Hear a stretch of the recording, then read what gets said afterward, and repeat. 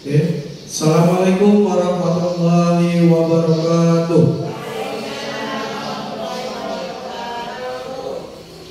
Alhamdulillahirabbil alamin. Wassalatu wassalamu ala asrofil anbiya'i wal mursalin wa ala alihi washabihi ajmain. Amma ba'du. Yang pertama-tama yang saya hormati Bapak Kepala Sekolah UPT SDN 006 Kota Baru selaku koordinator Kombel. Kemudian yang saya hormati Ketua Kombel kita Ibu Devi Suryani, dan yang saya hormati juga para dewan guru yang telah hadir pada pertemuan ini pada kesempatan kali ini, yang mana pada kesempatan kali ini kita bisa berkumpul di Kombel yang kita cintai ini. Di sini sebelumnya saya akan sedikit mempresentasikan hasil dari rencana tindak lanjut diseminasi program dari PKGP JOK, yang mana sebelumnya kami dari PKGP JOK ini sebelumnya sudah mengerjakan tugas untuk merancang sebuah Kombel atau program Kombel yang akan diterapkan nantinya untuk pembelajaran ke depan. Nah, di sini saya merancang sebuah program untuk rencana tindak lanjut dengan judulnya yaitu bergerak aktif untuk kebugaran jasmani dengan permainan tradisional. Nah, jadi untuk judulnya sendiri itu adalah bergerak aktif untuk kebugaran jasmani dengan permainan tradisional. Jadi di sini saya mengangkat program tentang bagaimana anak itu bisa bergerak aktif untuk kebugaran dengan penerapan permainan tradisional. Nah, kenapa saya mengangkat tema ini? Nah, ini untuk latar belakangnya. Untuk latar belakang sendiri, permainan tradisional sangatlah populer sebelum teknologi masuk ke Indonesia. Dahulu anak-anak bermain dengan menggunakan alat yang seadanya. Namun kini mereka bermain dengan permainan berbasis teknologi yang berasal dari luar negeri dan mulai meninggalkan mainan tradisional. Seiring dengan perubahan zaman, permainan tradisional perlahan mulai terlupakan oleh anak-anak Indonesia. Bahkan tidak sendiri dari mereka yang sama sekali belum mengenal permainan tradisional. Permainan tradisional sesungguhnya memiliki banyak manfaat bagi anak-anak. Selain tidak mengeluarkan banyak biaya dan bisa juga untuk menyehatkan badan, bisa juga permainan tradisional sebagai sarana olahraga karena semua permainan menggunakan gerak badan yang ekstra. Permainan tradisional sebenarnya sangat baik untuk melatih fisik dan mental anak. Secara tidak langsung, anak akan dirangsang kreativitasnya, ketangkasan, jiwa kepemimpinan, kecerdasan, dan keluasan melalui permainan tradisional. Nah, itu untuk latar belakang kenapa saya mengangkat tema bergerak aktif untuk kebugaran jasmani dengan permainan tradisional. Jadi tadi sudah dijelaskan bahwasannya dengan adanya perkembangan teknologi yang mana ini menjadi sangat mengkhawatirkan untuk kita semua, terutama guru, yang mana perkembangan teknologi ini bisa berdampak positif dan negatif. Kalau kita memandangnya dari sudut pandang positif, ya tentunya teknologi ini mempunyai kebermanfaatan di dalam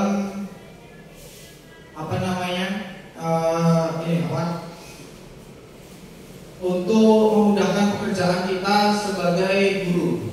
Nah, ini salah satunya. Dan untuk di dalam segi anak pun juga seperti itu. Mungkin yang tadinya dia belajarnya secara konvensional bisa digunakan teknologi itu untuk pembelajaran secara daring, atau online bahasa kerennya. Nah, tetapi teknologi itu, ya contoh saja lah gadget lah ya. Kita sebut saja gadget. Gadget itu kalau bagi anak, ya kalau digunakannya secara negatif, ya dia anak itu akan tidak berkembang atau terganggu mentalnya. Nah, sampai segitu parah dampaknya. Jadi untuk mengantisipasi itu, saya meluncurkan program tadi, bergerak aktif untuk kebugaran jasmani dengan permainan tradisional. Nah, berikut untuk tujuannya.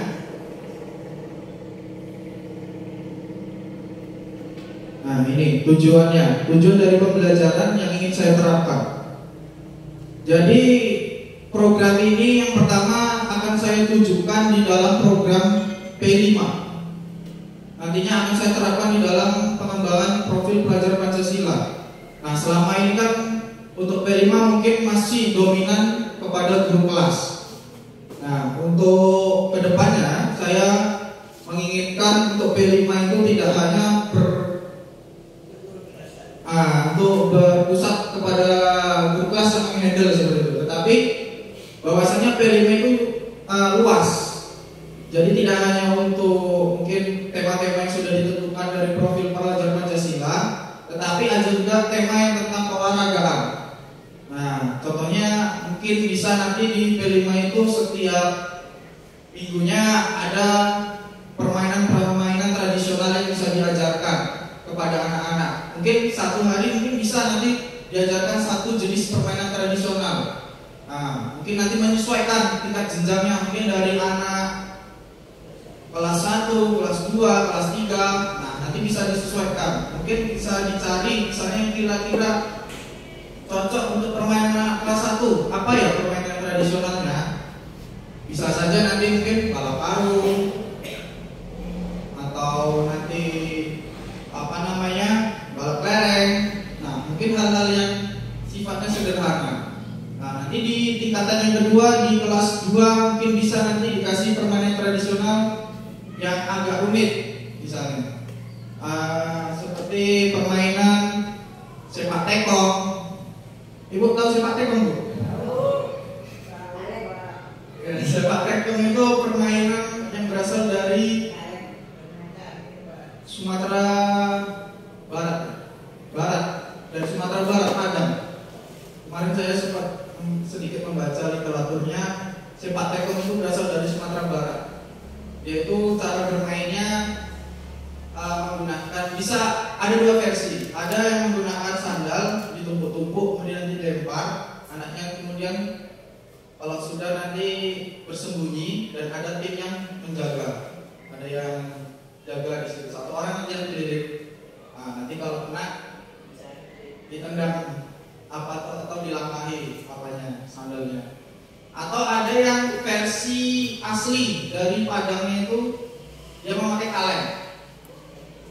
Nah, kalau sana memang kalau di Padang itu pakainya bahasa daerah. Kalau misalnya dia yang jaga itu, kalau kaleng ditendang, bedanya. Kalau yang sendal tadi kan dilangkahi, kalau yang kaleng ditendang. Nah, nanti yang jaga itu harus bilang alun. Alun itu maksudnya sudah, itu bahasa daerah Padang. Alun. Nanti kalau alun belum ya? Alun Allah. Ya, Allah sudah. Allah. Nah, alun baru belum. Nah, itulah budaya kita yang harus patut dijaga. Maksudnya dilestarikan. Iya, nah harus kita bangkitkan lagi kearifan lokal. Nah, itulah untuk tujuan pembelajaran tadi. Yang pertama, untuk meningkatkan aktivitas fisik siswa, ya tentu di dalam permainan tradisional banyak kita menggunakan gerak fisik daripada gerak non motorik atau gerak yang minim fisik, karena di dalam permainan tradisional itu membutuhkan tenaga ekstra biasanya. Kemudian yang tujuan pembelajaran kedua adalah meningkatkan keterampilan Jadi untuk meningkatkan keterampilan kreatif ini, anak-anak tidak hanya untuk disuruh bermain, tetapi juga mulai merancang. Mungkin kalau untuk yang merancang ini nanti untuk kelas 3 lebih cocoknya. Kalau untuk kelas 1, kelas 2 ini belum begitu. Tapi untuk kelas 3 pun itu perlu dipadu dengan gurunya, memandu untuk anaknya, mengarahkan kira-kira merancang permainannya seperti apa. Kemudian yang ketiga adalah meningkatkan kesadaran dan pengetahuan tentang kebugaran dan kesehatan jasmani. Ya, jadi tujuan yang ketiga yang ingin dicapai adalah anak itu kedepannya bisa mengetahui bagaimana tentang cara meningkatkan kebugaran dan juga kesehatan. Nah, selama ini kan anak-anak cuma taunya bermain. Ya udah bermain dan udah bermain aja gitu. Nggak tahu apa maksudnya. Nah, itu mungkin akan dielaborasi oleh guru dan murid ketika belajar. Kemudian yang keempat adalah tujuan yang keempat meningkatkan kesadaran dan pengetahuan tentang pentingnya melestarikan budaya asli Indonesia. Nah, ini yang saya ceritakan tadi, pentingnya untuk melestarikan budaya Indonesia karena semakin berkembangnya zaman dan teknologi, budaya kita semakin tergerus oleh zaman, oleh teknologi tadi. Jadi anak-anak itu semakin tidak mengenal. Mungkin ada yang beberapa mengenal, mungkin ada juga yang tidak tahu sama sekali. Nah, inilah yang menjadi tantangan kita untuk mengenalkan budaya. Lanjut. Gasing. Nah, itu permainan gasing pun udah jarang kita temuin sekarang. Udah langka. Iya, bisa disuruh buat untuk kreatif. Bisa dilanjut Bu ya. Lanjut oke.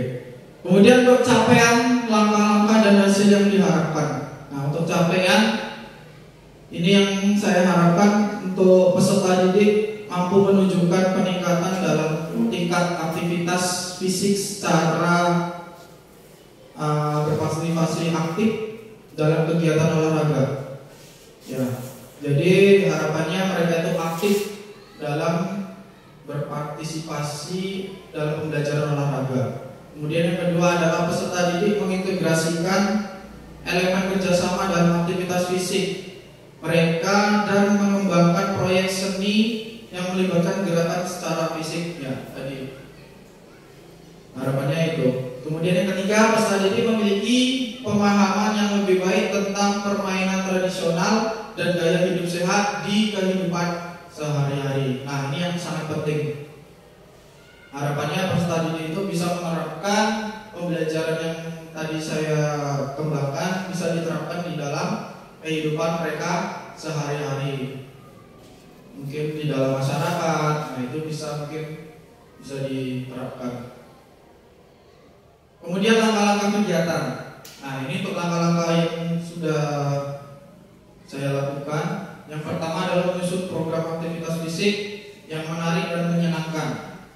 Kemudian yang kedua, menyediakan perlengkapan dan mengadakan sesi latihan mingguan dan kompetisi internal. Jadi maksudnya gitu, setelah saya buat program untuk jenis permainannya, kemudian saya menyediakan untuk kebutuhan dari program latihan tadi, dari permainan tadi, apa kira-kira alat yang dibutuhkan, dan juga ada sesi latihan atau uji cobanya. Nah, ini karena yang program saya buat ini adalah ada yang sifatnya individu, ada yang sifatnya kelompok. Kalau kita tahu permainan tradisional itu kan ada yang permainan secara individu dan ada yang kelompok. Tetapi di sini mungkin yang lebih saya tekankan, kalau untuk anak kelas 3, 3 lah, fase B, itu nanti lebih ke permainan kelompok. Karena untuk bagaimana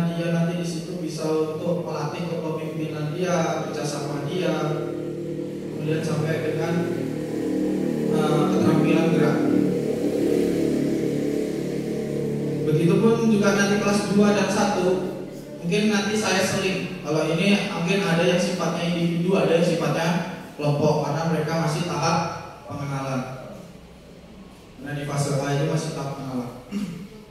Kemudian yang selanjutnya adalah memfasilitasi proyek kreatif yang melibatkan peserta didik dan mengadakan pameran atau pertunjukan akhir. Jadi di sini nanti akan saya buat video. Pamerannya itu adalah ada video, yang mana video pembelajaran ini nanti akan saya upload di YouTube Sekolah. Ada kita YouTube Sekolah belum ada. Nah, mungkin nanti saya buatkan atau mungkin nanti pakai akun saya sementara akun YouTube-nya. Nah, nanti ada pameran. Nah, pameran dalam permainan tradisional itu, yang mana pameran ini nanti ditujukan kepada Bapak Ibu wali murid yang ada, kepada Bapak Ibu wali murid yang ingin melihat anaknya dalam pembelajaran permainan tradisional tadi. Jadi selain untuk mengenalkan permainan tradisional ke masyarakat, juga ada karya seni yang bisa kita tampilkan di dalam media platform teknologi digital nantinya. Jadi sehingga yang tahu tidak hanya guru-guru, tetapi seluruh masyarakat juga tahu bahwasanya ini loh produk dari SDN 006, ada video kreatif yang bisa ditonton, misalnya seperti itu. Nah, mungkin ini bisa menjadi inspirasi ke depannya. Kemudian hasil yang diharapkan, peningkatan frekuensi dan intensitas partisipasi siswa dalam aktivitas fisik. Nah, ini sangat diharapkan sekali. Mungkin yang tadinya tidak mau bergerak jadi mau bergerak, yang tadinya malas jadi aktif.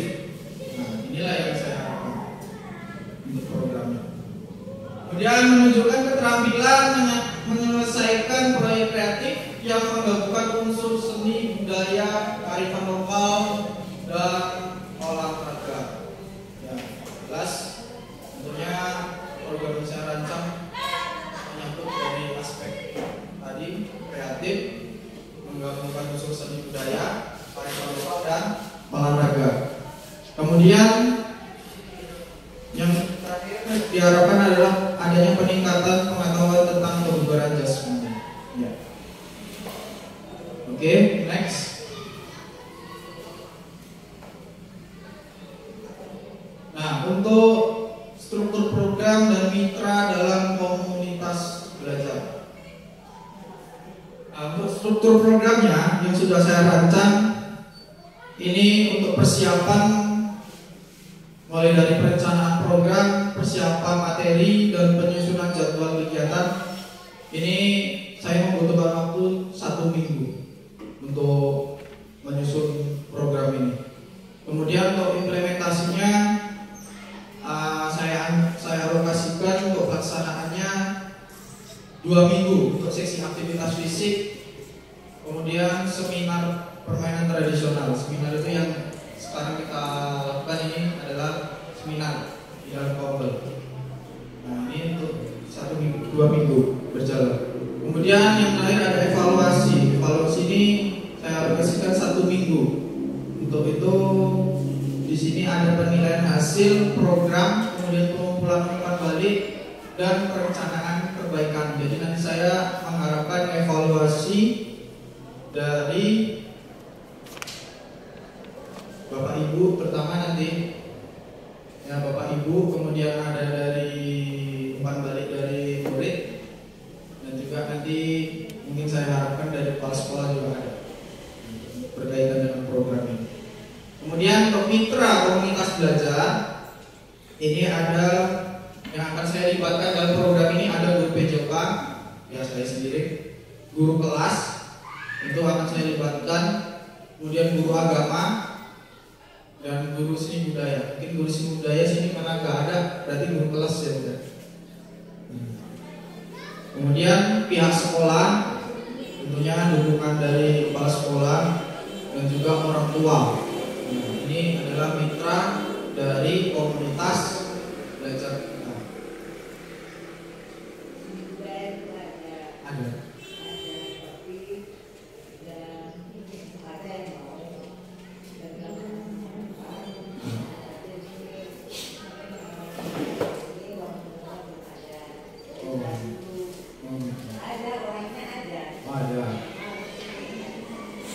Berarti masih dalam direncanakan dulu. Nah, oke. Oke, lanjut. Untuk yang berikutnya adalah pernyataan tentang kapasitas yang dimiliki kelas atau sekolah. Di sini saya sudah memetakan beberapa aset untuk best thinking kita. Ada di sini saya memetakan ada 4 aset. Yang pertama aset manusia. Aset manusia itu apa? Di sini terdiri dari kepala sekolah, guru dan peserta didik. Nah, itu yang kita miliki.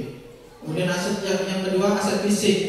Kita memiliki ruang kelas, halaman sekolah, sarana dan prasarana olahraga dan juga seperti laptop dan proyektor. Nah, ini mungkin bisa kita manfaatkan untuk program ini. Kemudian aset lingkungan.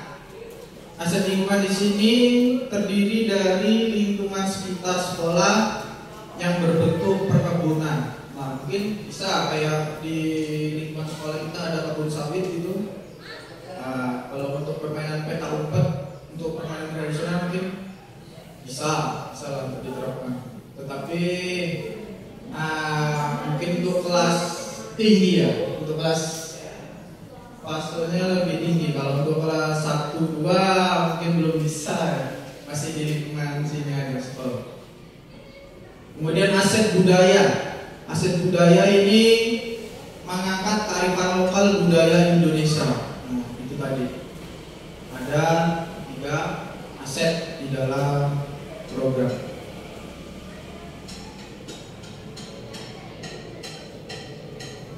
Oke, lanjut.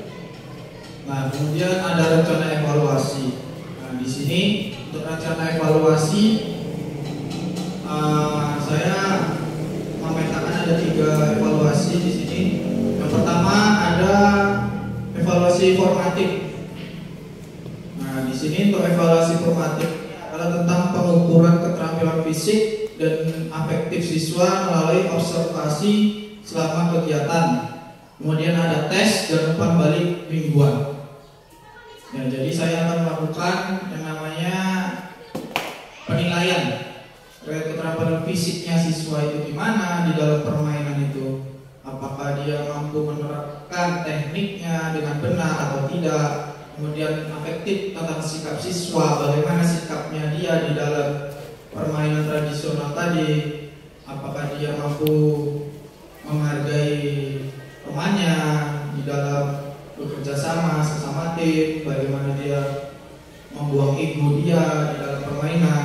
Nah, karena ini membutuhkan yang namanya kerjasama tim dan juga tanggung jawab di dalam pembelajaran. Bagaimana dia bisa bertanggung jawab terhadap dirinya, terhadap temannya, terhadap alat-alat yang digunakan. Nah, ini termasuk ke dalam bagian evaluasi atau penilaian tadi. Kemudian ada tes, ya tes pengetahuan secara lisan mungkin bisa juga tertulis. Kemudian ada umpan balik. Nah, ini umpan balik terhadap murid. Bagaimana menanyakan tentang apakah pembelajarannya sudah efektif atau sudah bagus. Nah, ini nanti akan ada umpan baliknya. Kemudian evaluasi sumatif. Nah, ini penilaian akhir melalui proyek kreatif. Proyek kreatif itu maksudnya yang sudah saya jelaskan tadi, itu membuat sebuah merancang sebuah permainan. Kemudian yang permainan itu akan diupload di video YouTube. Nah, yang mana nanti video YouTube ini menjadi sebuah karya yang akan dinilai. Jadi selain untuk memperkenalkan peserta juga akan dinilai.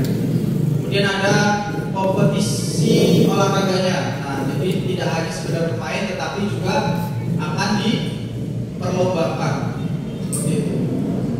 Diperlombakan. Jadi tidak hanya sekedar bermain, tetapi saya ingin menanamkan jiwa-jiwa kompetisi di dalam olahraga, di dalam pembelajaran nanti. Kemudian ada penilaian pengetahuan kebugaran jasmani. Nah, ini berkaitan dengan pengetahuan, bagaimana kebugarannya, apa manfaatnya, seperti itu dan lain-lain. Kemudian umpan balik, di sini saya akan mengumpulkan umpan balik dari siswa, guru, dan orang tua untuk mengevaluasi keberhasilan program dan menentukan area perbaikan. Jadi saya akan melibatkan seluruh komponen yang ada di sekolah, baik itu siswa, guru, dan orang tua untuk mengevaluasi bagaimana keberhasilan program yang akan saya terapkan nanti untuk menjadi bahan evaluasi untuk saya. Oke, lanjut berikutnya.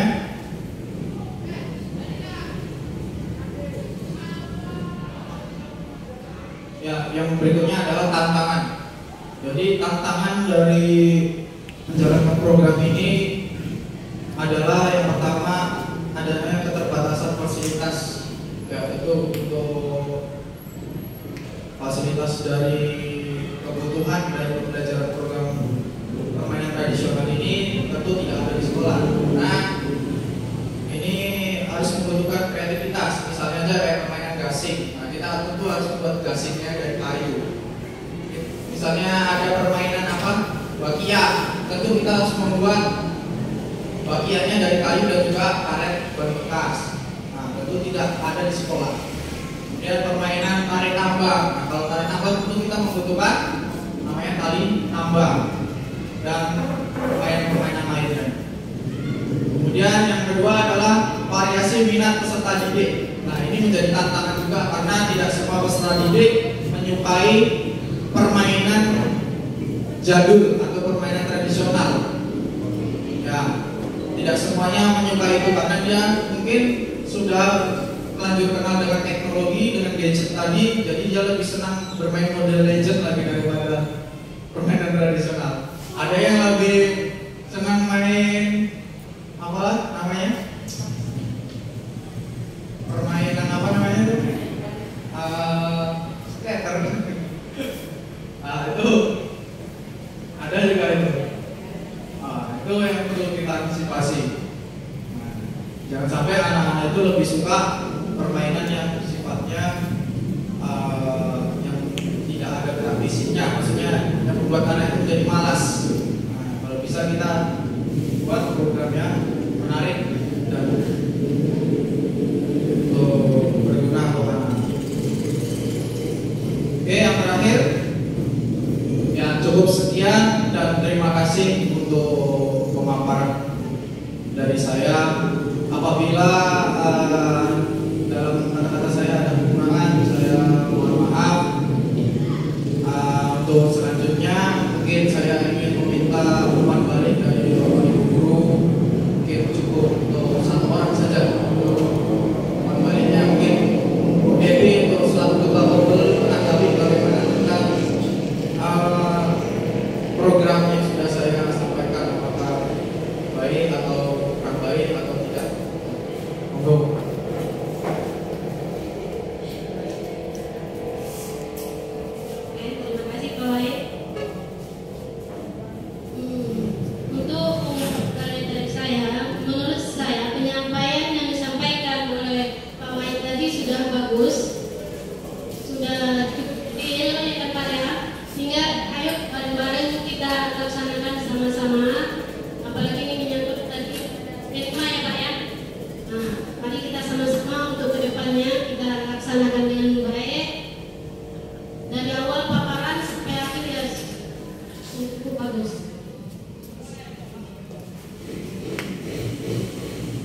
Oke, baik, terima kasih Bapak Ibu atas tanggapannya.